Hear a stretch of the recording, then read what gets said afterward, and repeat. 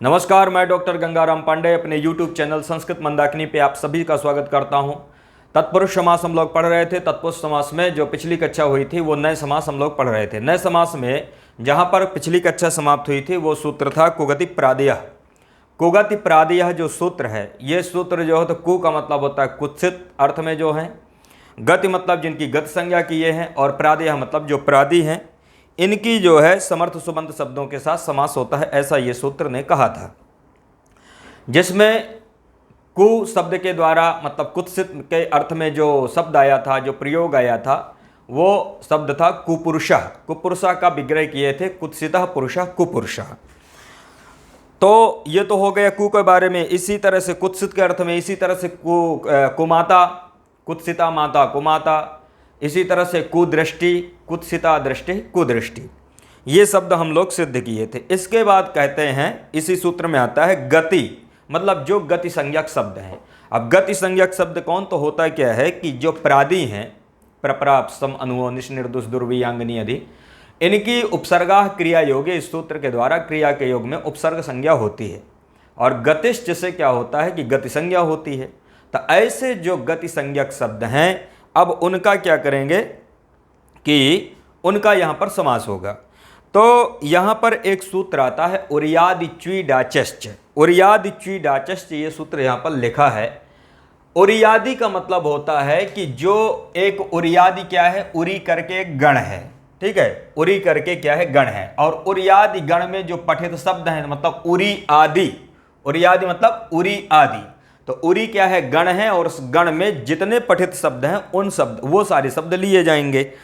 जैसे कि उरी गण में पठित शब्द जैसे उरी है, उर्री है, तंथी, ताली, आताली, बेताली, ठीक है, धूली, धूषी, सकला, स्रौषट, वौसठ, वसट, स्वाहा, स्वधा, ये अनेक शब्द हैं जो उरी गण में पढ़े गए हैं। तो ये शब्दों की क्या होगी, इस सूत्र के द्वारा उरियादिच्वी डाचष्ट के द्वारा गति संज्ञा होगी। ये जो सूत्र है, ये सूत्र केवल गति संज्ञा विधायक संज्ञा सूत्र है। इंपॉर्टेंट भी है क्योंकि ये जो प्रयोग अभी हम सिद्ध करेंगे वहां पर पूछा भी जाता है कि यहाँ पर किस सूत्र के द्वारा गति संज्ञा हुई है। तो ये आपको ध्यान रखना है कि गति संज्ञा करने वाला सूत्र है उरियादिच्वी डाचष्ट, और यहाँ पर समास करने वाला जो सूत्र है जो अभी प्रयोग करेंगे, सिद्ध करेंगे, वहां पर कुगति प्रादेयः इस सूत्र के द्वारा समास होता है। क्योंकि वो क्या कहता है, कु मतलब कुत्सित अर्थ में, और गति के अर्थ में मतलब गति संज्ञा जिसकी किए हैं, और जो प्रादि हैं, ठीक है, मतलब प्रायादि। तो उरियादिच्वी डाचश्च सूत्र क्या करता है, पहले तो ये नोट कर लेना कि ये गति संज्ञा विधायक संज्ञा सूत्र है। ये सूत्र उरियादिच्वी डाचश्च में उरी आदिर येषाम ते उरियादयः, इस प्रकार से इसका क्या करते हैं, समास विग्रह करते हैं। उरी आदिर येषाम ते उरियादयः, फिर उरियादयश्च च्वीच डाच तेषाम इतरेतर योग द्वंद्वः, इस प्रकार उरियादिच्वी डाचः, और उरियादिच्वी डाचः क्या है, प्रथमांत पद है, और चा क्या है, अव्यय पद है, ठीक है, चा क्या है, अव्यय पद है। तो ये जो समस्त सूत्र है ये प्रथमांत है, और चकार क्या है, अव्यय पद है। उरियादिच्वी डाचः यहां तक आ जाएगा। तो अब इसका मतलब समझे, उरियादि का तो आप समझ गए कि उरियादि मतलब होता है उरी एक गण है, उस गण में जितने पठित शब्द हैं उन शब्दों की क्रिया योगे, अर्थात क्रिया के योग में गति संज्ञा स्युः, अर्थात गति संज्ञा स्युः मतलब होती है। तो एक तो हो गया उरियादि हो गया। उरियादि के बाद क्या कहते हैं, च्वंत, च्वंत। तो यहां पर क्या होता है, एक दूसरा प्रत्यय च्वी, च्वी प्रत्यांत शब्द, ठीक है। दूसरा क्या है, एक तो उरियादि गण पठित शब्द, दूसरा है च्वी प्रत्यांत शब्द, और तीसरा है डाच प्रत्यांत शब्द। ये तीन जो है तो यहां पर लेते हैं, मतलब तीन मुख्य रूप से यहां पर विषय हैं या प्रत्यय हैं। तो उरी आदि गण पठित शब्द हैं, च्वी प्रत्यय हैं मतलब प्रत्यांत हैं, और डाच भी क्या है, प्रत्यय है, और प्रत्यय ग्रहणे तदंत ग्रहणम, इस नियम के द्वारा प्रत्यय के ग्रहण से तदंत का ग्रहण होता है, इसलिए क्या कहते हैं, च्वी प्रत्यांत और डाच प्रत्यांत। च्वी प्रत्यांत जो यहां पर च्वी होता है प्रत्यय, एक सूत्र है कृभ्यस्त्वयोगे संपद्य कर्तरि च्वी, कृभ्यस्त्वयोगे संपद्य कर्तरि च्वी। तो क्री भू अस, कृभ्यस्त के द्वारा क्या लेना है, क्री भू अस, इनके योग में। तो इन धातुओं के योग में मतलब क्री भू अस धातुओं के योग में च्वी और मतलब क्री धातु हो, भू धातु हो या अस धातु हो, इन धातुओं के योग में च्वी प्रत्यय हुआ हो। और डाच प्रत्यय के लिए एक सूत्र आता है अव्यक्त अनुकरणात् द्वयज वरार्धात् अनितौ डाच।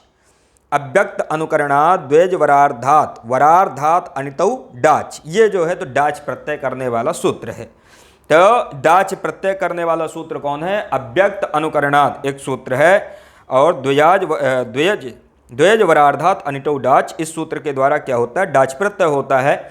ऐसे जो मतलब प्रत्ययांत हैं, इन प्रत्यांतों की मतलब उरी आदि गण में पठित शब्द, च्वी प्रत्यांत शब्द और डाजंताश्च मतलब डाच अंत में है या मतलब डाच प्रत्यांत जो शब्द हैं, ऐसे शब्दों की क्रिया के योग में गति संज्ञा स्युः मतलब गति संज्ञा होती है, ऐसा ये सूत्र कहता है। ये सूत्र केवल गति संज्ञा का विधान करता है, समास करने वाला वही सूत्र है कोगति प्रादेय।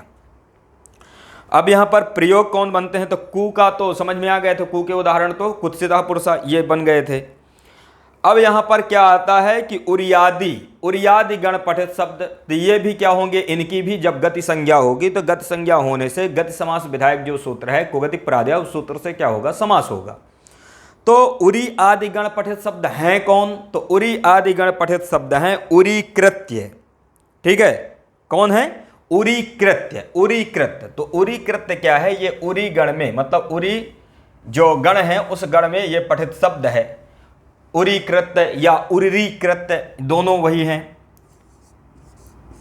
उरीकृत्य,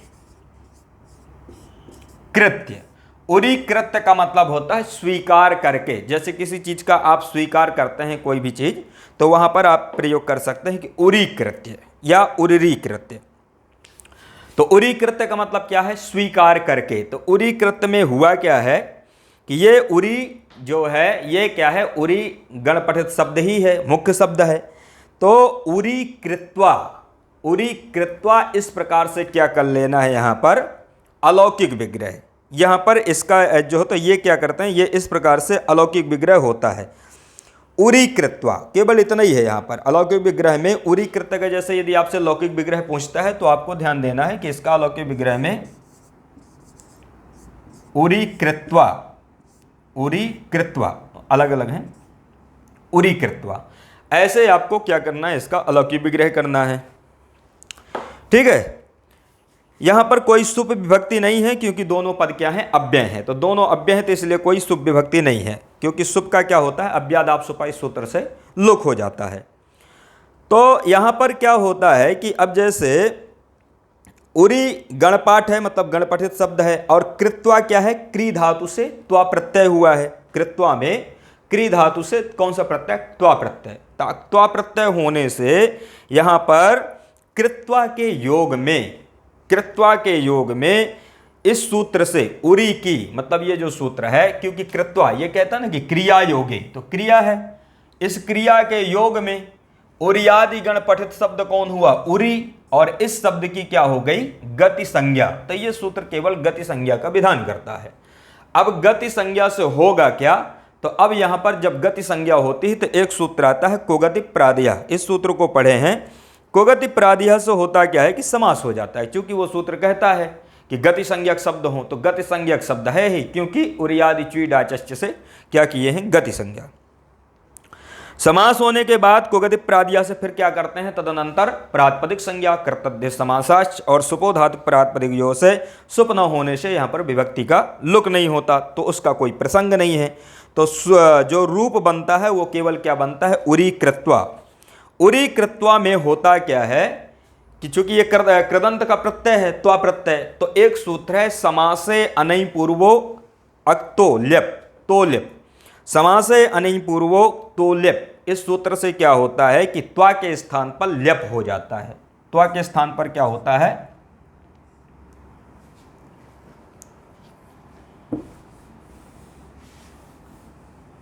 त्वा के स्थान पर ल्यप। ठीक है, त्वा के स्थान पर ल्यप। तो ल्यप में भी क्या होता है कि पकार की संज्ञा क्या बचता है? केवल ल्या। तो उरी कृत्य, क्योंकि त्वा के स्थान पर ल्यप होता है, मतलब क्री रहेगा, तो क्री रहने से पकार की संज्ञा होती है, ल्या बचता है, तो क्या प्रयोग बनेगा, उरीकृत्य। यहां पर इस प्रकार से इसको कर लेना, उरीकृत्य मतलब ये क्री रहता है, ठीक है, क्री धातु है और केवल त्वा प्रत्यय के स्थान पर ल्यप होता है, तो स्वरूप बन जाएगा उरीकृत्य। उरीकृत्य का मतलब होता है स्वीकार करके, सुविभक्ति आएगी, स्व मतलब पुनः इसकी क्या करेंगे आप, स्वाद्योत्पत्ति करेंगे, तो सु आएगा और सु का अव्यय होने के कारण यहां पर भी सु का क्या हो जाता है, लुक हो जाता है, ठीक है। तो प्रयोग केवल क्या बनता है, उरीकृत्य। उरीकृत्य का मतलब क्या है, स्वीकार करके। उरीकृत्य में विशेष आपको ध्यान देने लायक ये है कि यहाँ पर उरियादि चीडाचस जिस सूत्र के द्वारा गति संज्ञा होती है और कुगति प्रादिया से यहाँ पर समास होता है। एक नया सूत्र है समास से अनिपूर्वक, तो लप उस सूत्र को ध्यान रखना कि वह त्वा के स्थान पर ल्यप करता है, ठीक है। तो ये किसका है, उरियादिगण पठित शब्द का उदाहरण है। इसी प्रकार से च्वी प्रत्यय का उदाहरण था, च्वी प्रत्यांत का उदाहरण है शुक्लीकृत्य। दूसरा कौन सा है, च्वी प्रत्यांत। च्वी प्रत्यांत का क्या, च्वी प्रत्यांत के विषय में बताया था ना, सूत्र कौन सा है, सूत्र है कृभ्यस्त योगे संपद्य कर्तरि च्वी। इस सूत्र से क्या होता है, च्वी प्रत्यय, तो इसका उदाहरण है शुक्लीकृत्य।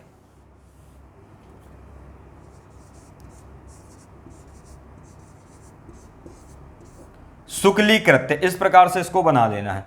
तो शुक्लीकृत्य में होता क्या है कि शुक्लीकृत्य में इसका मतलब होता है कि जो शुक्ल नहीं है, जो सफेद नहीं है, उसको सफेद करके, जो श्वेत नहीं है उसको श्वेत करके, तो अशुक्लम शुक्लम कृत्वा, इस प्रकार से इसका क्या करना है कि विग्रह करना है। अशुक्लम अशुक्लम शुक्लम कृत्वा, अशुक्लम शुक्लम मतलब अशुक्ल मतलब जो शुक्ल नहीं है उसको शुक्ल करके, तो अशुक्लम शुक्लम कृत्वा, ये यहाँ पर क्या हो जाएगा, इसका विग्रह होगा, तो यहाँ पर शुक्ल अम कृत्वा, इस प्रकार यहाँ पर क्या होगा, इसका लौकिक विग्रह होगा, शुक्ल अम कृत्वा, ठीक है। अशुक्लम शुक्लम कृत्वा, ऐसे में शुक्ल अम कृत्वा इसका क्या होगा, लौकिक विग्रह होगा। चूंकि यहाँ पर कृभ्यस्त योगे संपद्य कर्तरि च्वी से क्री धातु के योग में, मतलब यहाँ पर क्री धातु के योग में क्या हुआ है, च्वी प्रत्यय हुआ है, ठीक है। यहाँ पर धातु क्या है, क्री धातु, क्री धातु के योग में क्या है, अशुक्लम शुक्लम कृत्वा, यहाँ पर च्वी प्रत्यय हुआ है। ऐसी स्थिति में होता क्या है कि यहाँ पर भी इसी सूत्र के द्वारा, ये जो सूत्र है इस सूत्र के द्वारा क्या हो जाएगी कि वही मतलब गति संज्ञा हो जाएगी। तो जैसे कि मैंने बताया कि अशुक्लम शुक्लम कृत्वा शुक्ल अम कृत्वा, तो अम का होता क्या है, तो अम का यहाँ पर इसकी जो है तो मतलब अम का मतलब सुपो धातु प्रातिपदिक से इसका लुक हो जाता है। तो शुक्ली कृत्वा केवल इतना रहता है। तो शुक्ली कृत्वा में होता क्या है कि कृत्वा क्या है, ये अव्यय है, कृत्वा क्या है, अव्यय है, और कृत्वा के योग में शुक्ली कृत्वा, इसको क्या बना लेना है, शुक्ली कृत्वा कब बनेगा, जब अम का प्रातिपदिक मतलब इसको सुपो धातु प्रातिपदिक योग से क्या कर दोगे, लुक कर दोगे, तो शुक्ली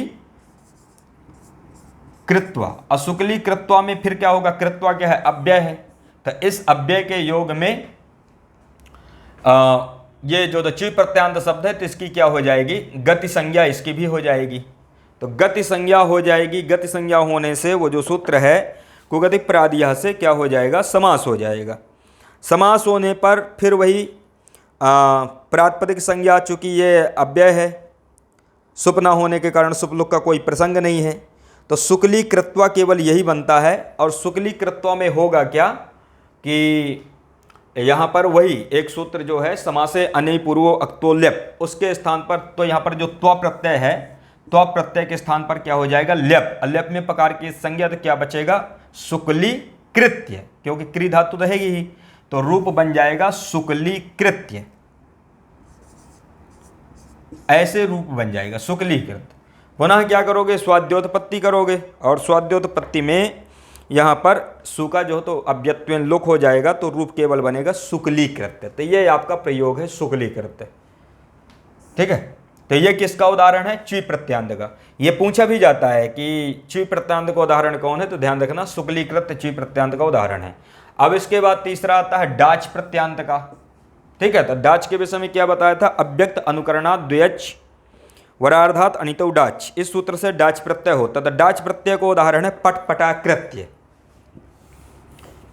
आपको ये क्वेश्चन भी पूछा जाता है कि डाच प्रत्यय का उदाहरण कौन सा है, तो ये आपको ध्यान देना, डाच प्रत्यय का उदाहरण है पट पटा कृत्य। पट पटा कृत्य मतलब ऐसा जो हो तो पटपट शब्द का उच्चारण करके, पटपट शब्द का कोई क्या कर रहा है, उच्चारण कर रहा है, तो पट पटा कृत्य इस प्रकार शब्द करके। तो यहाँ पर क्या होता है कि पटत कृत्वा, पटत कृत्वा, ऐसे में पटत जो शब्द है उसकी जो है अव्यक्त अनुकरणात् द्वेच द्वेच वरार्धात् अंटो डाच से डाच प्रत्यय होती है, और डाच बहुलम द्वे भवतः से क्या होता है कि इसके योग में पट को क्या होता है, द्वित्व होता है। तो पट पटाकृत्य, इसलिए यहाँ पर पटपट ऐसा शब्द है। ठीक है, पटत कृत्वा था और डाच बहुलम मतलब ये डाच प्रत्यय होने से डाच बहुलम द्वे भवता से क्या हुआ, द्वित्व हो गया। तो इसलिए यहाँ पर रूप क्या बना है, पट पटा कृत्वा। तो पट पटा कृत्वा, तो यहाँ पर भी पट पटा कृत्वा इसका जब बनाओगे तो पट पटा कृत्वा, यहाँ पर थोड़ा सा कुछ प्रक्रिया होती है। जैसे प्रक्रिया क्या है, जैसे पटत पटत कृत्वा इस तरह से रहता है, तो यहाँ पर द्वुत होने के बाद टाप होता है, टिलोप होता है, पटत में टकार की संज्ञा। ठीक है, पट पटा कृत्वा, हाँ टिलोप पर रूप, और पर रूप करके पट पटा कृत्वा, केवल इतना बचता है। तो यहाँ पर भी कृत्वा के योग में, कृत्वा इसके योग में पटपटा ये डाच प्रत्यांत की क्या होती है, सूत्र के द्वारा गति संज्ञा।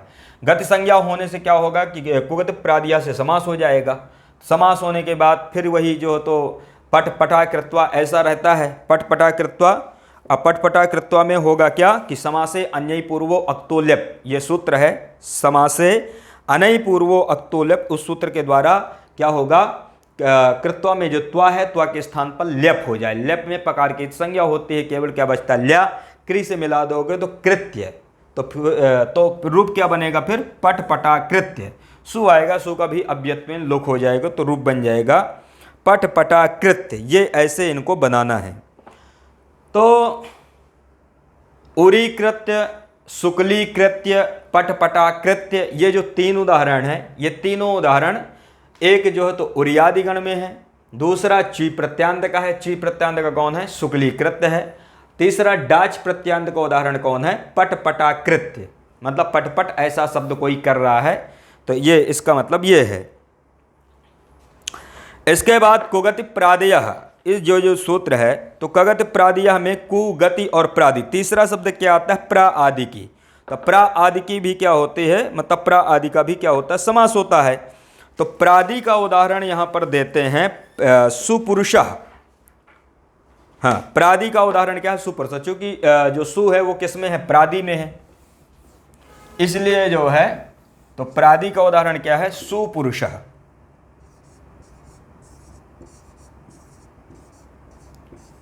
सुपुरुषः, सुपुरुषः का अर्थ क्या होता है, सुंदर पुरुष। सुपुरुष का अर्थ होता है जो सुंदर पुरुष हो उसको कहते हैं सुपुरुषा। तो इसका जो सुपुरुषा है ये किसका उदाहरण है, प्रादि का। ये पूछा भी जाता है कि सुपुरुषा किसका उदाहरण है, या प्रादि का कोई उदाहरण बतलाओ, तो प्रादि का उदाहरण ध्यान देना, सुपुरुषा। सुपुरुष का अर्थ होता है जो सुंदर पुरुष होता है, इसका विग्रह करते हैं शोभनम पुरुषः। इसका विग्रह क्या है, शोभनः, क्षमदम, शोभनः पुरुषः इसका विग्रह है, शोभनः पुरुषः सुपुरुषः, और शोभन सुपुरुषु इसका क्या हो जाएगा, अलौकिक विग्रह। तो शोभनः पुरुषः, शोभनः पुरुषः सुपुरुषः, और सुपुरुष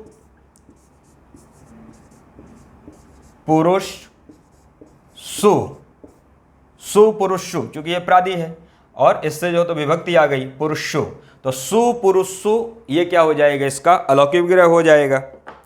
ठीक है, ऐसी स्थिति पे चूंकि ये क्या है, प्रादि है, तो प्रादि होने के कारण समर्थ सुबंत कौन हुआ, पुरुष, इन दोनों का कुगति प्रादिया। तो यहां पर जो समास होता है वो कुगति प्रादिया से होता है, इसको ध्यान देना, यहां पर यह सूत्र का रोल नहीं है। कुगति प्रादिया से क्या हुआ, इनका समास हुआ, समास होने के बाद प्रातिपदिक संज्ञा कृत अध्यय समासाश्च से, प्रातिपदिक संज्ञा होने के बाद सुपोधातु प्रातिपदिक योग से क्या कर देना, विभक्ति का लुक कर देना। लुक करने पर क्या बनेगा? सुपुरुष, केवल इतना रहेगा। लुक करने के बाद सुपुरुष, इसका क्या हो जाएगा? लुक हो जाएगा। सुपुरुष बनने के बाद फिर इसके द्वारा क्या कर देना कि ये सु की जो है तो प्रथमा निर्दिष्टम समास उपसर्जनम से उपसर्जन संज्ञा, क्योंकि ये समस्त सूत्र क्या है? प्रथमांत है। तो इसी के प्रथमांत के द्वारा निर्दिष्ट कौन हुआ? सु की प्रथमा निर्दिष्टम समास उपसर्जनम से उपसर्जन संज्ञा, उपसर्जन पूर्वम से पूर्व प्रयोग, चूंकि है भी पूर्व प्रयोग होने पर क्या बनेगा? सुपुरुष। अब सुपुरुष में क्या कर देना कि पुनः स्वाद्योत्पत्ति, और स्वाद्योत्पत्ति में सु आएगा, उकार की संज्ञा सा बचेगा, सा का रुत्व विसर्ग कर देना, तो प्रयोग बन जाएगा सुपुरुष। तो सुपुरुष को ऐसे लगाना है। सुपुरुष किसका उदाहरण है? प्रादि का उदाहरण है। सुपुरुष के समान ही जो है शोभनो राजा सुराजा, ये भी काफी पूछा जाता है। शोभनो राजा सुराजा, ये ध्यान देना।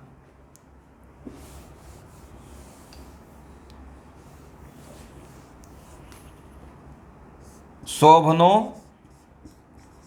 राजा सुराजा, तो ये चीज को थोड़ा सा ध्यान देना, क्योंकि कई बार ना ये फंसाने वाले कुछ ऐसे क्वेश्चन होते हैं। जैसे मान लो ये दे देंगे कि सुराजा, सुराजा का लौकिक विग्रह क्या है? एक तो ये आ जाएगा, तो इसका लौकिक विग्रह है शोभनो राजा सुराजा।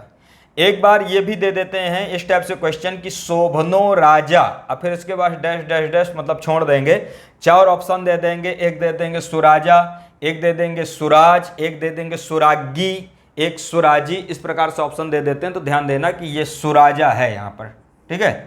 क्या है? सुराजा। तो शोभनो राजा सुराजा।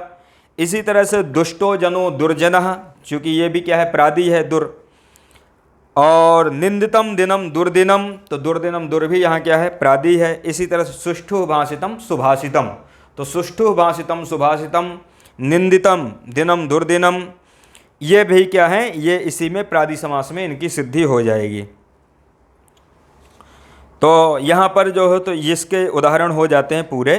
अब यहाँ पर क्या होता है कि कुछ विशेष अर्थों में, मतलब प्रादि समासों का जो है तो विशेष अर्थों में समास करने के लिए यहाँ पर कुछ विस्तार किया जा रहा है। मतलब जो प्रादि समास हैं उनका विशेष अर्थ। अब विशेष अर्थों में होता क्या है कि यहाँ पर एक, अब यहाँ पर कुछ क्या होंगे? वार्तिक आएंगे। जैसे कि एक वार्तिक है, प्रादयो गताद्यर्थे प्रथमया, प्रादयो गताद्यर्थे प्रथमया। ये विशेष अर्थ में जो तो प्रादियों का समास होता है, इनको ध्यान देना। और ये पूछे भी जाते हैं इनके उदाहरण।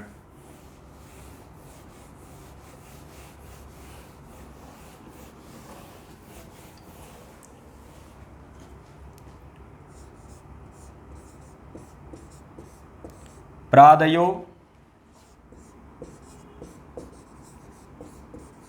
गताद्यर्थे प्रथमया, प्रादयो गताद्यर्थे प्रथमया, ये क्या है? वार्तिक है, इसको ध्यान देना। इसी तरह से भी और वार्तिक आएंगे जो मतलब विशेष अवस्था में समास करेंगे प्रादियों का। प्रादयो गताद्यर्थे प्रथमया, ये वार्तिक है। अब इसका अर्थ देख लो। गताद्यर्थे, गताद्यर्थे का मतलब होता है गति आदि अर्थ में। गताद्यर्थे मतलब गत आदि, गति आदि अर्थ में। प्रादयो मतलब जो प्रादि हैं, प्रा आदि हैं। प्रथमया का मतलब होता उनका प्रथमांत। प्रथमयो मतलब प्रथमांत समर्थ सुबंत के साथ समास होता है, ऐसा ये वार्तिक कहता है। तो एक तो यहां से अर्थ निकाल सकते हो कि गताद्यर्थ है मतलब गति आदि अर्थ हो। गति आदि अर्थ में जो विद्यमान, ऐसे जो प्रादि हैं जो गति आदि अर्थ में विद्यमान हैं, उनकी जो है तो प्रथमांत समर्थ सुबंध के साथ समास होता है, और ये नित्य से समास होता है। एक यहीं से अर्थ लगा सकते हो कि प्रादियो मतलब प्रा आदि, जो प्रा आदि हैं उनकी गताद्यर्थ है मतलब गति आदि अर्थ में जब वो विद्यमान होंगे तो प्रथमया मतलब प्रथमांत समर्थ सुबंध के साथ क्या होगा? नित्य से समास होगा। तो दोनों प्रकार से आप अर्थ कर सकते हैं। उदाहरण क्या है इसके? तो उदाहरण के विषय में इसका जो उदाहरण है, मतलब ये प्रगत वार्तिक का, इसका उदाहरण है प्रगत आचार्य प्राचार्य। तो प्रगतः आचार्य प्राचार्य, तो यहां पर प्राचार्य ये इसका क्या हो? उदाहरण। प्राचार्य आप इसको विशेष रूप से ध्यान देना, यह पूछा जाता है कि प्राचार्य एक तो किसका उदाहरण है, किस सूत्र के द्वारा समास हुआ, तो मतलब किसके द्वारा समास हुआ, तो ध्यान देना ये जो वार्तिक है इसके द्वारा यहां पर समास हुआ। एक तो ये है प्राचार्य, इसका लौकिक विग्रह क्या है, तो प्रगतः, प्रगतः आचार्य, प्रगतः आचार्य प्राचार्य। जैसे प्राचार्य होता है ना, प्राचार कैसे बनता है, प्रगतः आचार्य प्राचार्य।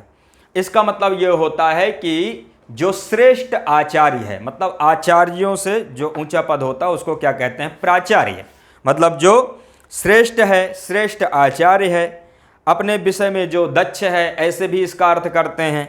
एक अर्थ यहाँ पर यह भी करते हैं कि जो दूर गया जो आचार्य, मतलब ऊंचे पद पर गया, ऊंचे पद पर गया जो आचार्य, ये भी कर देंगे, उसको क्या कहते हैं, प्राचार्य। तो प्रगतः आचार्य प्राचार्य, ये क्या है, लौकिक विग्रह है, ये यहाँ पर विशेष है, आपको ध्यान देना है इसमें। और प्राचार्य सु, ये इसका हो जाएगा अलौकिक विग्रह। अलौकिक विग्रह क्या होगा, प्राचार्य सु। अब देखो होता क्या है कि ये जो वार्तिक है इसको घटाओ, गति आदि अर्थों में वर्तमान, गति आदि अर्थों में वर्तमान जो प्रादि, तो गति आदि अर्थ में वर्तमान प्रादि क्या है, प्रा है। इसकी प्रथमांत समर्थ सुबंध के साथ समास होता है, तो प्रथमांत समर्थ सुबंध कौन हुआ, आचार्य, और इसी के साथ क्या हो गया, समास हो गया। तो प्रा आचार्य सु, इस प्रकार से इसका अलौकिक विग्रह। इसी वार्तिक से समास हो जाएगा। समास होने के बाद प्रातिपदिक संज्ञा कृतध्य समासाश्य से और सुपो धातु प्रातिपदियों से क्या कर देना, विभक्ति का लुक कर देना। ठीक है, तो अब यहां पर क्या होगा, आचार्य। ठीक है, फिर प्रा की जो है तो प्रथमा निर्दिष्टम समास उपसर्जनम से उपसर्जन संज्ञा, उपसर्जनम पूर्व शेषी का पूर्व प्रयोग हो जाएगा। तो प्रा आचार्य ऐसा रहेगा। अब प्रा आचार में क्या होगा कि पुनः स्वाद्योत्पत्ति, और स्वाद्योत्पत्ति में सु आएगा, रुत विसर्ग हो जाएगा, मिला दोगे तो बन जाएगा प्राचार्य, ऐसा रूप बन जाएगा। इस प्रकार से क्या बनाना है, प्राचार्य। प्राचार्य के समान जो, तो इसी तरह से और भी शब्द के यदि सिद्ध करते हैं, तो जैसे कि यहाँ पर दिया प्रपितामह, प्रपितामह जो शब्द बनता है वो भी इसके द्वारा समास होता है। प्रपितामह में जैसे प्रगतः पितामह, ठीक है, प्रगतः पितामह प्रपितामह। इसी तरह से विपक्षा हो जाएगा, तो विपक्षा में विरुद्ध पक्षा विपक्षा हो जाएगा। प्रकष्टो वीरः प्रवीरा हो जाएगा। तो यहीं पर इसी के द्वारा यहाँ पर क्या होता है, समास होता है। प्राचार्य के बाद यह समझ में आ गया। इसके बाद फिर एक वार्तिक आता है, वो भी विशेष अवस्था में जो तो समास करता है, और वो वार्तिक है अत्यादयः क्रांताद्यर्थे द्वितीयया। अत्यादयः ये विशेष वार्तिक है, इनको ध्यान रखना, ये सामान्य नहीं है। अत्यादयः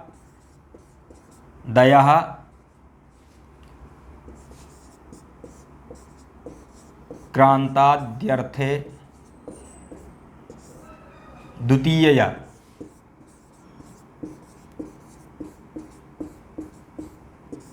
अत्यादयः क्रांताद्यर्थे द्वितीयया। अब यहां पर इसका मतलब क्या है, ये क्या कहना चाहते हैं, तो ये कहना चाहते हैं कि क्रांताद्यर्थे, क्रांताद्यर्थे मतलब क्रांत। अक्रांत का अर्थ यहां पर क्या है कि पार गया। जैसे मान लो कोई व्यक्ति है जो पार कर चुका है या लांघ चुका है किसी चीज को, ठीक है, तो उसको कहते हैं क्रांत। तो क्रांत आदि अर्थ में, क्रांताद्यर्थे मतलब क्रांत आदि। क्रांत आदि का अर्थ क्या है, पार गया। जैसे मान लो कोई पार कर गया, ठीक है, पार कर गया या लांघ गया, ऐसे जो तो अर्थ में अत्यादय मतलब अति आदि जो क्या है, मतलब प्रादियां हैं। अति आदि जो क्या है, प्रादियां हैं, मतलब अति आदि अर्थों में जो क्या है, मतलब अति आदि क्या है, जो निपात हैं। तो अति आदि जो निपात हैं, ये अत्यादय मतलब अति आदि निपात। अत्यादय मतलब अति आदि क्या है, निपात हैं। और ये जो अति आदि जो निपात हैं, जैसे अति होता है ना, अति निपात है। ये किस अर्थ में हो, क्रांताद्यर्थे हो, मतलब ये पार गया, लांघ कर चुका, लांघ चुका, ऐसे अर्थ में द्वितीय का मतलब होता है द्वितीयांत समर्थ सुबंत के साथ समास होता है। तो यहां पर क्वेश्चन ऐसे बनते हैं कि अत्यादय क्रांताद्यर्थे मतलब अति आदि की क्रांताद्यर्थ में किसके साथ, किस मतलब विभक्ति के साथ जो तो समास होता है, प्रथमा के साथ, द्वितीया के साथ, तृतीया के साथ। तो ध्यान देना कि द्वितीय यहां पर एक एक शब्द इंपॉर्टेंट है, ठीक है। तो या क्रांताद्यर्थे में मतलब क्रांताद्यर्थ में किसका जो है तो द्वितीयांत के साथ समास होता है, तो अति आदि का समास होता है, इस प्रकार से भी कर लेना। तो अत्यादय क्रांताद्यर्थे द्वितीय, ये इसका अर्थ लग गया होगा कि अत्यादय मतलब अति आदि की, क्रांताद्यर्थे मतलब क्रांत आदि अर्थों में द्वितीयांत समर्थ सुबंध के साथ समास होता है। कौन से उदाहरण है इस पर, तो इसका उदाहरण देते हैं अतिक्रांतः मालाम अतिमालः। तो यहां पर इसका उदाहरण है अतिमालः, ठीक है। इसका उदाहरण है अतिमालः, तो ये ध्यान देना, ये इसका उदाहरण है अतिमाला। अब अतिमाला मतलब जो माले की जो सुगंध है उसको पार कर गया ऐसा कोई जो है तो पदार्थ, मतलब कुछ ऐसा पदार्थ जैसे सेंट वगैरह हैं या इत्र हैं जो माला की सुगंध को क्या कर गए, पार कर गए। तो क्रांतादि अर्थों में पार कर गए अर्थ में कौन है, यहाँ पर अति है, और इसका जो है तो द्वितीयांत समर्थ सुबंध कौन हुआ, माला। माला शब्द के साथ क्या होता है, समास होता है। मालाम ऐसा रहता है, मालाम। तो इसका जो लौकिक विग्रह करते हैं वो करते हैं कि अतिक्रांतो मालाम, इस प्रकार से इसका लौकिक विग्रह करते हैं, ठीक है। अतिक्रांतो मालाम, इस प्रकार से इसका क्या है, अलौकिक विग्रह। तो अतिक्रांतो मालाम में अब यहां पर कुछ एक विशेष जो होते यहां पर सूत्र आते हैं। अतिक्रांतो मालाम,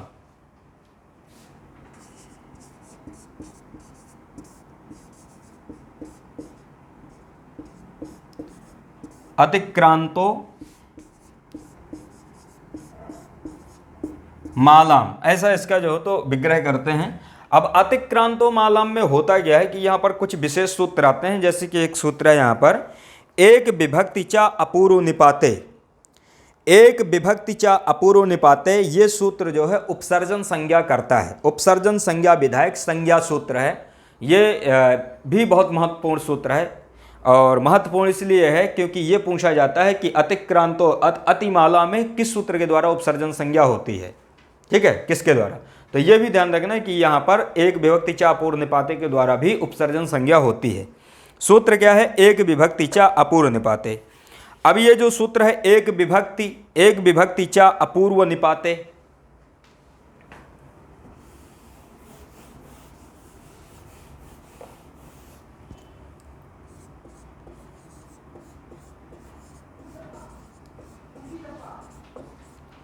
एक विभक्ति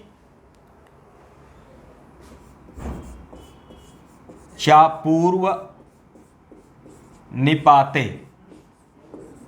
एक विभक्ति चा अपूर्व निपाते, ऐसा इसका जो तो इसको अलग कर लेना। एक विभक्ति चा अपूर्व निपाते, एक विभक्ति का मतलब क्या है, मतलब जो एक निश्चित विभक्ति में हो। एक विभक्ति का मतलब है कि जो विग्रह में नियत विभक्ति में स्थित हो, उसको कहते हैं एक विभक्ति, ठीक है। तो उसकी क्या होती है, उपसर्जन संज्ञा होती है। एक विभक्ति से लेना कि जो विग्रह करने में एक निश्चित विभक्ति में स्थित होता है, उसकी उपसर्जन संज्ञा होती है अपूर्व निपाते। लेकिन उपसर्जन संज्ञा का चूंकि एक सूत्र हम लोगों ने पढ़ा था, प्रथमा निर्दिष्टम समास उपसर्जनम, उस सूत्र के द्वारा उपसर्जन संज्ञा हुई। तो उपसर्जन संज्ञा का फल क्या हुआ कि उपसर्जनम पूर्वम से पूर्व प्रयोग। लेकिन यहां पर अलग है, यहां पर यह है कि विग्रह में जो निश्चित रूप से निश्चित है, विग्रह में, लौकिक विग्रह में जो निश्चित रूप से है उसकी उपसर्जन संज्ञा तो होगी, किंतु अपूर्व निपाते, अर्थात उसका पूर्व निपात नहीं होगा। यह यहां पर विशेष है।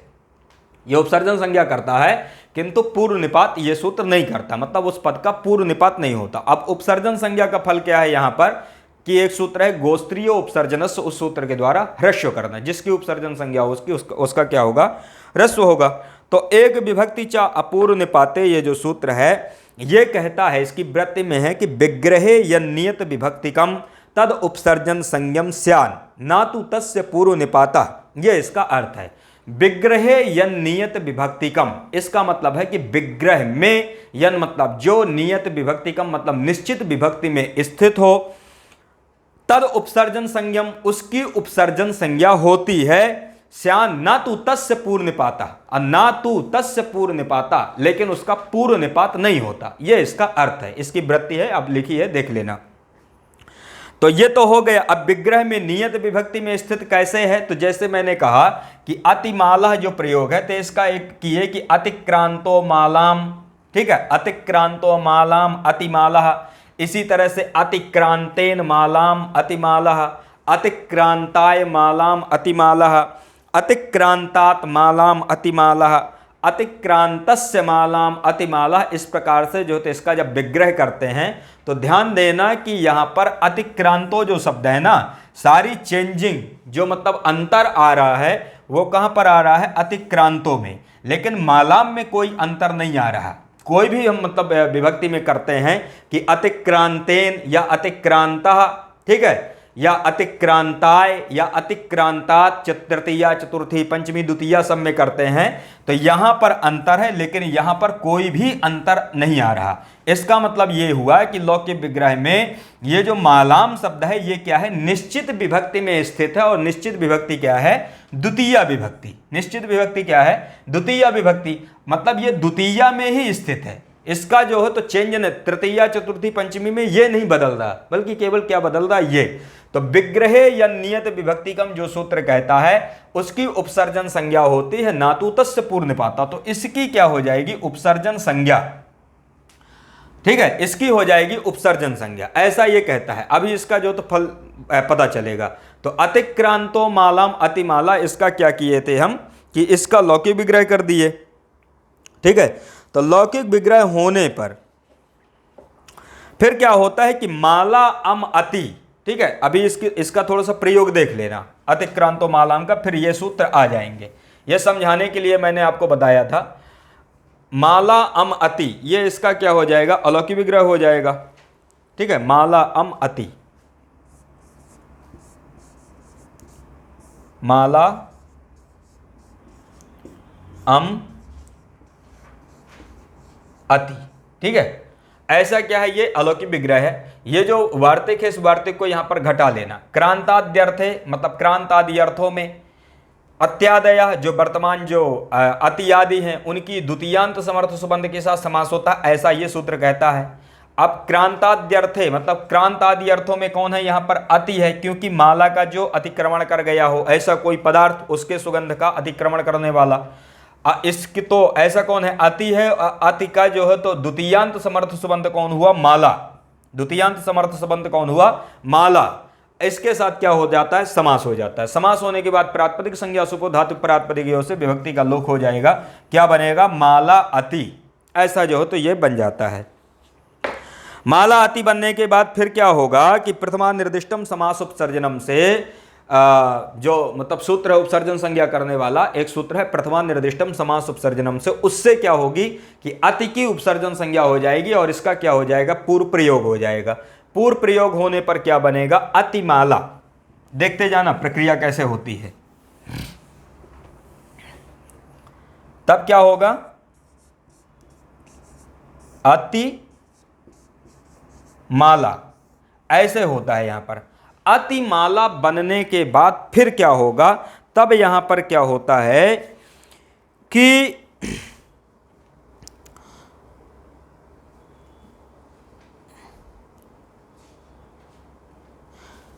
अब यहां पर एक सूत्र आया, एक विभक्तिचा अपूर्व निपाते। ये सूत्र अब आता है, यहां पर ऐसी स्थिति में आता है, ठीक है। तो सूत्र के विषय में मैंने बता ही दिया था कि यह सूत्र जो है एक विभक्ति में जो निश्चित हो उसकी उपसर्जन संज्ञा होती है, किंतु उसका पूर्व प्रयोग नहीं होता। यहां पर मैंने आपको बताया था कि मालाम जो शब्द है ये एक निश्चित विभक्ति में स्थित है और यहां पर चेंजिंग अंतर यहां पर आ रहा है। तो एक निश्चित विभक्ति में स्थित कौन है, माला, ठीक है। माला क्या है, एक निश्चित विभक्ति अर्थात द्वितीय विभक्ति में निश्चित है। इस सूत्र से क्या हो जाती है कि फिर इसकी जो है तो माला की उपसर्जन संज्ञा हो जाती है। ध्यान देना, माला की उपसर्जन संज्ञा करने वाला सूत्र ये है, ठीक है। तो इसकी क्या हो जाएगी, उपसर्जन संज्ञा। चूंकि अब ये सूत्र ये मना भी करता है कि किंतु पूर्व प्रयोग होता नहीं, तो फिर इसका पूर्व प्रयोग नहीं होगा। तो फिर होता क्या है उपसर्जन संज्ञा का, तब एक सूत्र आता है गोस्त्रियो उपसर्जनस्य। यहां पर एक सूत्र आता है कि गोस्त्रियो उपसर्जनस्य। गोस्त्रियो और उपसर्जनस्य जो सूत्र है,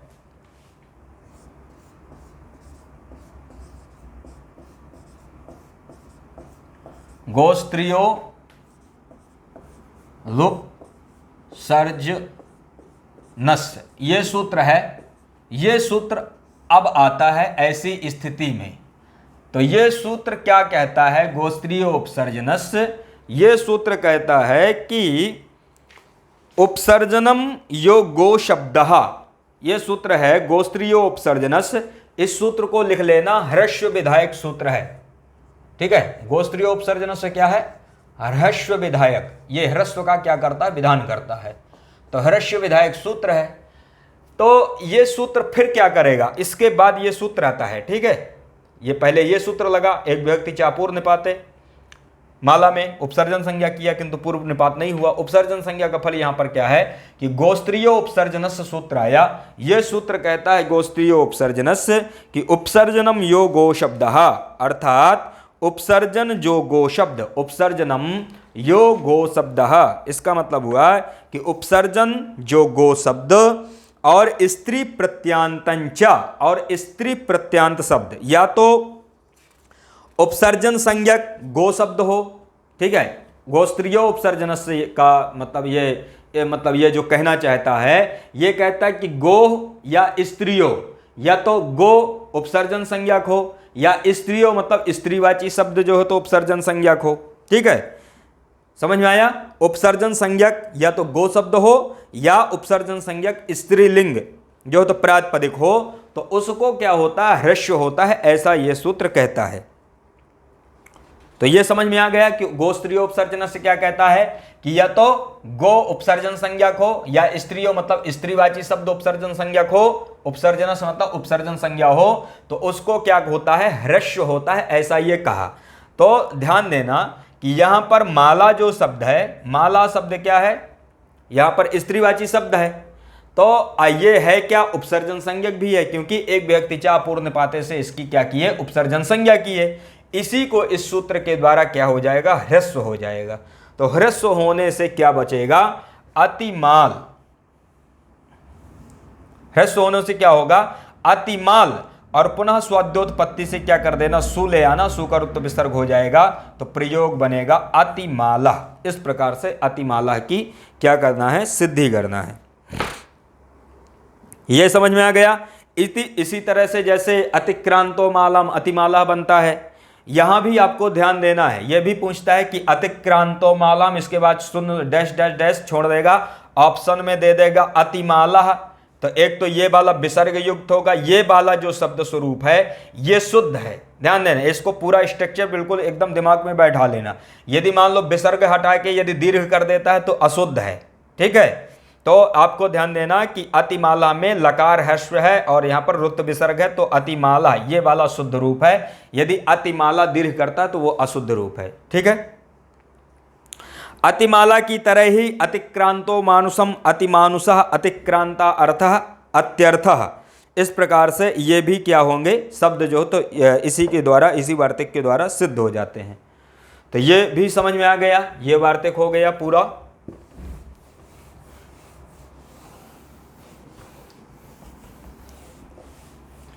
इसके बाद अब यहां पर एक और वार्तिक है, और वो वार्तिक है मतलब विशेष अर्थों में यहां पर प्रादियों का समास हो रहा है। अवादयः कृष्टाद्यर्थे तृतीयया, यहां पर है अवादयः कृष्टाद्यर्थे,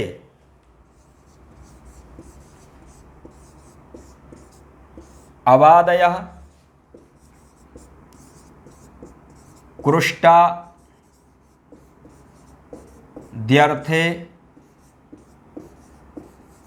तृतीयया, अवादयः कृष्टाद्यर्थे तृतीयया, ये महत्वपूर्ण, ये भी वार्तिक है।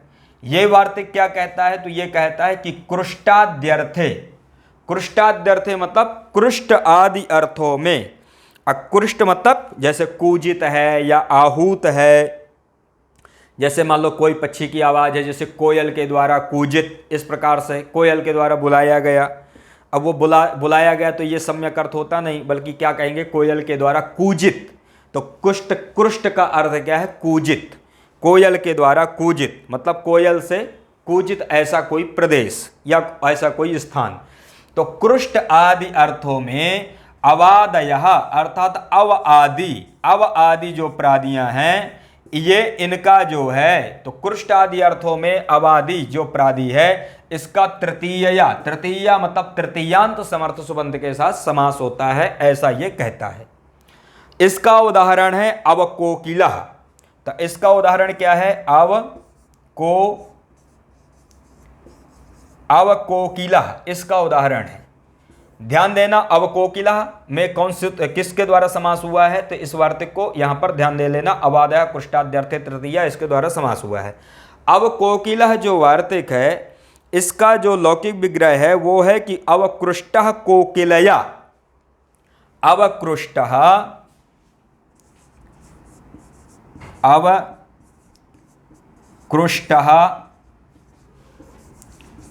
कोकिलया, अवकृष्टः कोकिलया अवकोकिलः, इस प्रकार से इसको पूरा मिला लेना, अवकृष्टः कोकिलया अवकोकिलः, ठीक है। और ये तो हो गया लौकिक विग्रह। और कोकिलाटा अव, इसका क्या हो जाएगा, अलौकिक विग्रह, क्योंकि कोकिलिया में क्या है, तृतीया है। तो तृतीया से क्या होगा, तृतीया के एक वचन में टा, तो कोकिला टा अव, ये इसका क्या हो जाएगा, अलौकिक विग्रह। कोकिला टा अव, ये इसका हो जाएगा अलौकिक विग्रह, ठीक है। इसके द्वारा समास कर देना, प्रातिपदिक संज्ञा सुर विसर्ग, उपसर्जन संज्ञा कर देना, अब कोकिला, यहां पर भी वही होगा, एक विभक्ति चाह पूर्व निपाते के द्वारा जो हो तो कोकिला की उपसर्जन संज्ञा, किंतु पूर्व प्रयोग होगा नहीं। और गोस्त्रीय उपसर्जन से क्या कर देना, ह्रस्व कर देना, किसको, कोकिला के लकार को, ह्रस्व हो जाएगा तो क्या बनेगा, अवकोकिल, और सु आएगा तो विसर्ग कर दोगे, बन जाएगा अवकोकिला, ठीक है। तो अवकोकिला यहां पर बनता है। तो इसी तरह से नियुक्तो मुनिना निमुनि, इसी तरह से अवकोकिला की तरह नियुक्तो मुनिना निमुनि संगतम अर्थेन समर्थम, संगतम अर्थेन समर्थम, तो समर्थम भी इसी के द्वारा समास होगा। फिर यहाँ पर एक वार्तिक और है, वो वार्तिक है परयादयो ग्लानाद्यर्थे चतुर्थया।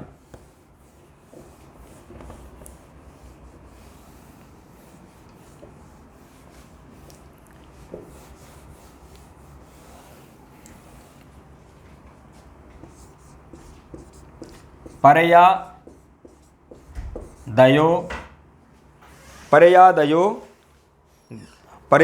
ग्लानाद्यर्थे,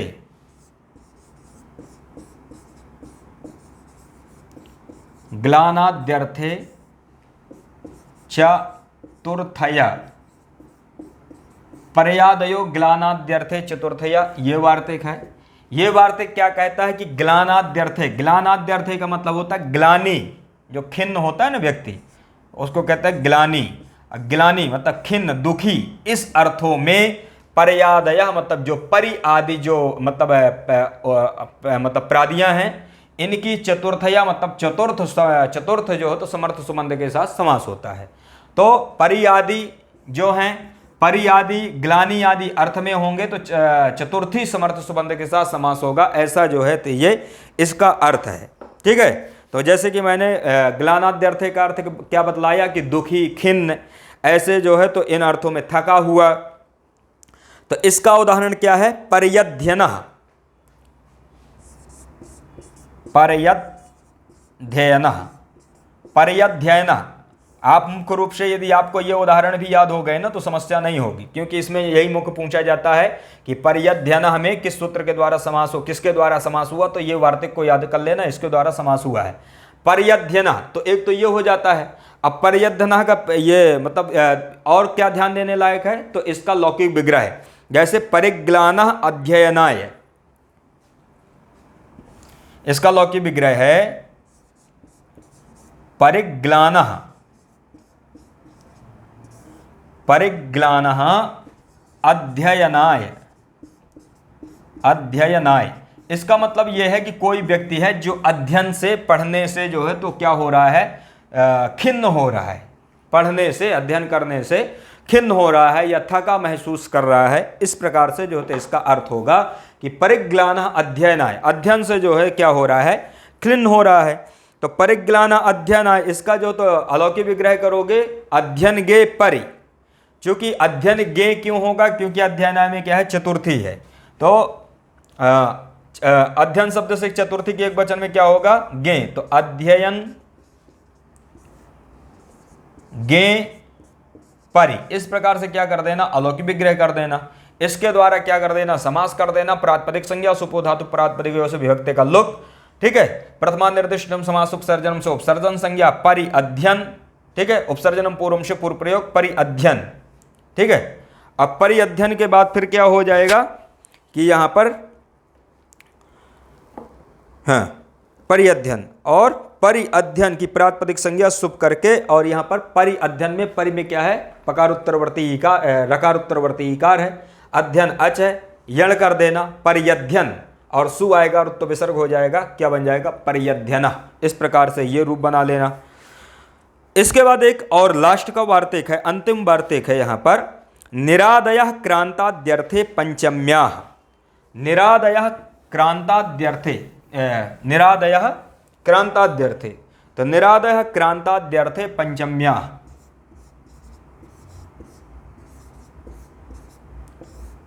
निरादयः क्रांताद्यर्थे पंचम्याः, पंचम्या, पंचम्या, निरादयः क्रांताद्यर्थे पंचम्या। तो निरादयः क्रांताद्यर्थे पंचम्या, पंचम्या, ये एक और वार्तिक है। ये वार्तिक कहता है कि क्रांताद्यर्थे, क्रांताद्यर्थे का मतलब होता क्रांत हुआ, क्रांत किया, मतलब क्रांत का मतलब होता पार गया, ठीक है। या क्रांत का अर्थ है निकला हुआ या पार किया गया, ये इसका अर्थ है। जैसे क्रांत का अर्थ क्या है, निकला हुआ। जैसे कोई किसी जगह से निकल के जाता है, जैसे कि आप दिल्ली रह रहे हो, अब दिल्ली से आप जो तो निकल के चले गए, तो ऐसे अर्थ में जो इसको कहते हैं क्रांत। क्रांत आदि अर्थों में कौन हो, निर हो। क्रांत आदि अर्थों में कौन हो, निर। तो इसकी जो है पंचम्या मतलब पंचम्यंत समर्थ सुबंत के साथ समास होता है, ठीक है। तो निरादया, निर आदि जो हैं जब क्रांत आदि अर्थ में होंगे, क्रांत का मतलब होता है निकाला गया या निकला गया किसी जगह से, उसका पंचम्यंत के साथ क्या होगा, समास होगा। तो इसका उदाहरण क्या है, निष्कौशाम्बी, इसका उदाहरण है। निष्कौशाम्बी का मतलब होता है कि कौशाम्बी एक जगह है, लगभग इलाहाबाद के पास में जो हो तो वो जगह है, और इलाहाबाद मतलब वर्तमान में प्रयागराज। तो निष्कौशाम्बी मतलब उस कौशाम्बी से निकला हुआ, कौशाम्बी से क्या निकला हुआ, मतलब कौशाम्बी नगरी से कोई व्यक्ति है जो निकला हुआ है। तो निष्कौशाम्बी, निष्कौशाम्बी,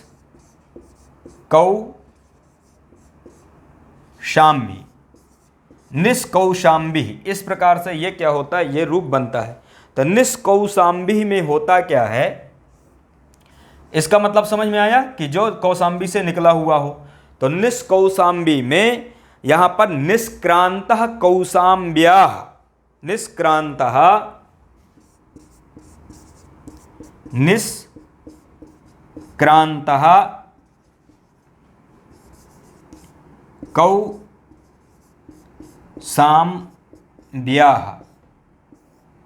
कौशाम्ब्याः, कौशाम्ब्याः, निष्क्रांतः कौशाम्ब्याः, ये इसका क्या हो जाएगा, लौकिक विग्रह हो जाएगा। मतलब कौशाम्बी से, तो कौशाम्ब्याः में कौन सी विभक्ति है, पंचमी, और निष्क्रांता मतलब निकला हुआ, तो उसको क्या कहेंगे, निष्कौशाम्बी। तो ये इसका हो जाएगा लौकिक विग्रह। अलौकिक विग्रह में क्या कर देना कि कौशाम्बी गसी निर, ठीक है, कौशाम्बी गसी निर, क्योंकि निर है ना यहां पर। तो कौशाम्बी, कौशाम्बी गसी, अब यहां पर गसी क्यों आया, क्योंकि कौशाम्ब्या में पंचमी है, और इसके बाद क्या हो जाएगा निर, तो कौशाम्बी गसी निर, ये इसका हो जाएगा अलौकिक विग्रह हो जाएगा। फिर वही कर देना, ये पूरा लक्षण यहाँ पर घटेगा तो इससे निरादय क्रांताद्यर्थे पंचम्या से क्या कर देना समास कर देना। ये महत्वपूर्ण है, चूंकि पूछा भी जाता है कि कौशाम्बी में किसके द्वारा समास हुआ है, तो इसको आप ध्यान देना। ठीक है, प्रातिपदिक संज्ञा हो जाएगी कृतध्य समासाच्य से, और प्रातिपदिक संज्ञा होने के बाद सुपो धातु प्रातिपदियों से विभक्ति का लुक हो जाएगा। प्रथमा निर्दिष्टम समास उपसर्जनम से इसकी उपसर्जन संज्ञा, उपसर्जनम पूर्वम से पूर्व प्रयोग, तो क्या बनेगा निर्कौशाम्बी।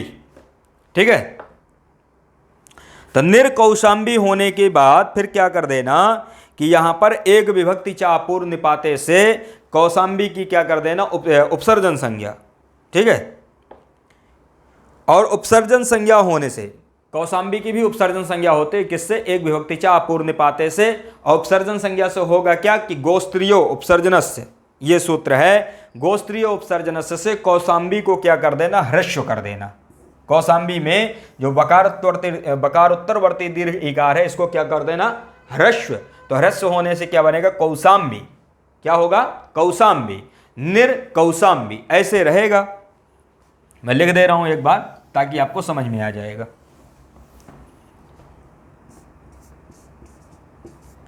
निर्कौशाम्बी इस प्रकार से रहेगा। निर्कौशाम्बी में फिर क्या कर देना, चूंकि यहां पर निर है, इसके बाद कौशाम्बी है, प्रयोग क्या है निष्कौशाम्बी, तो रेफ को होता क्या है यहां पर जो रेफ है, तो इसके लिए यहां पर एक सूत्र है ईदुदुपधस्य। ठीक है, रेफ का खरवसानी और विसर्जनी, यहां से पहले क्या होता है कि विसर्ग, रेफ को क्या होता है जो रेफ है निर का खरवसानी और विसर्जनी, यहां से इसको होता है विसर्ग। अब विसर्ग को एक सूत्र है ईदुदुपधस्य च अप्रत्ययः। ठीक है, ईदुदुपधस्य च अप्रत्ययः, उस सूत्र से क्या हो जाएगा मूर्धन्य सकार निर के रेप को, तो मूर्धन्य सकार होने से क्या होगा निष्कौशाम्बी, सु आएगा, सु का क्या कर देना रुक्त विसर्ग कर देना, तो प्रयोग बन जाएगा निष्कौशाम्बी। इस प्रकार से ये भी क्या हो जाएगा सिद्ध हो जाएगा। यहाँ पर ये जितने भी हमने वार्तिक पढ़ा है स्पेशल 5 वार्तिक हैं, बहुत महत्वपूर्ण वार्तिक हैं, लगभग एग्जाम में पूछे जाते हैं, और जहाँ भी आप यूजीसी नेट या पीजीटी की तैयारी कर रहे हैं आप ये मतलब कहीं ना कहीं आप ये मिलेंगे ही। ठीक है, यहाँ से क्वेश्चन बनते ही बनते हैं, आप इनको मिस मत करना, छोड़ना नहीं, एक एक पॉइंट याद रखना, और जितना आप पढ़े हो उससे इतर पूछा भी नहीं जाएगा, ये भी बात है, क्योंकि यहाँ पर कुछ चीज़ छूटी नहीं है। ठीक है, जितना हमको स्मरण है, जितना ध्यान है। तो आज की कक्षा को फिर यहीं पर समाप्त करते हैं, और फिर मिलते हैं इसके बाद अगली कक्षा में इसी के साथ में। नमो नमः।